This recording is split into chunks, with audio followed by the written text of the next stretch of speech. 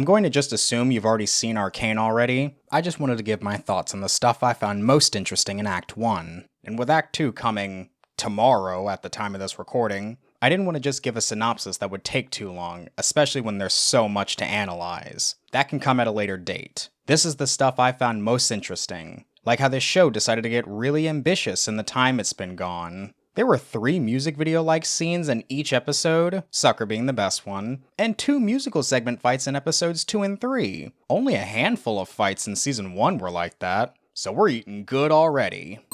What the fuck?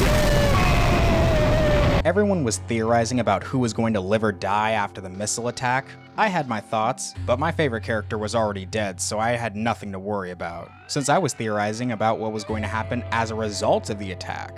But I already knew 2 characters who were going to have plot armor, Jace and Medarda Jr., who I could have gone either way if she lived or not. I just wanted to see the effect it would have had on Ambessa.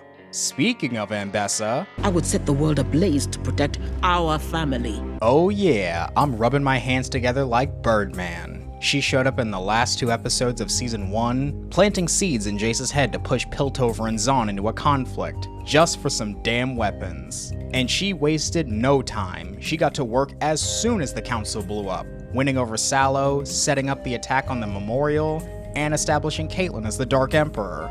This lady is a whole villain, and that's okay, because sometimes the villain's the most interesting character. Though I have a feeling her story is gonna end up just like another villain we love to watch. And let's be honest, there's probably something better that we can all do with our time. Victor was the one I wasn't looking forward to, but not for the reason you think. I was super invested in his partnership with Jace in season 1, and it was already going south with Jace joining the council and Victor making the Hex Core, but it seemed like it could have been mended given how both of their stories progress. But I was ignorant, you see. I didn't know Victor was a champion in League, and he looks nothing like he does in the game. This can only get worse, I thought. Much, much worse. So I went into season 2 waiting for the heel turn that would tear these 2 apart. Surprisingly, it didn't happen, or at least not in the way I thought it would. I thought there would be some huge blowout argument, but no. Victor realizes Jace didn't destroy the Hex Core like he asked, and he leaves. Though now it seems like his story is going to tie in heavily into how the Arcane is acting up. So honestly, I have absolutely no clue where his story is going to go from here. That goes double for any plotline involving the Arcane. A Tulpa is like a sentient person living in your head, separate from you. But don't worry! It's not schizophrenia! Jinx is one of the few characters that I wouldn't describe as going through it. She seems just really apathetic, strolling the lanes with no purpose as Silco's empire starts eating itself, which has Smeech just wanting to hand her over to Topside for a check. Off topic, him referring to her as Baby Blue just makes me think of the Wonderful 101. Are we compensating for something, Baby Blue? I've been meaning to tell you something, Baby Blue. To think that little Baby Blue would grow up to find his way back to me as nothing but a bigger baby. Though big ups to Savika for pushing back on handing her over and fighting off Smeech when he tries to do it himself.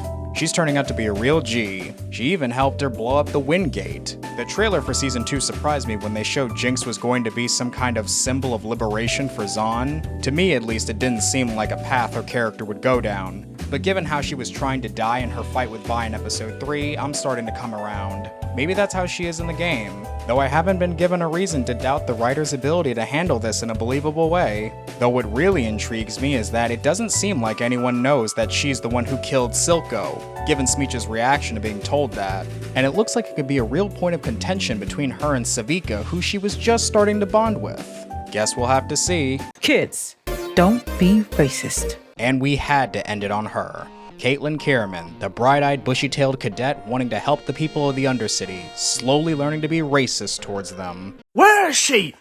I don't know. Yes, you do. Tell me where she is, you Zahn piece of shit.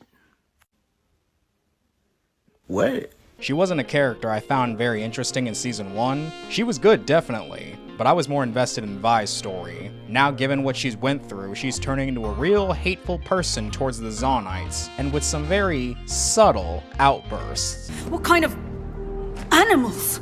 Yeah, I've seen this before. Now she's being set up as the Dark Emperor by Mbessa. I'm not calling her that because she's actually a Dark Emperor, it's just the name I gave her because of the cape. I'm ready to see whatever fucked up shit she's going to do in Acts 2 and 3, but if the opening's anything to go off of, it looks like she's going to be set up to die. Though she is a champion, so I'm going to make a safe assumption that she's going to have heavy amounts of plot armor. I mean, it's already saved her from 2 explosions that she had no business surviving.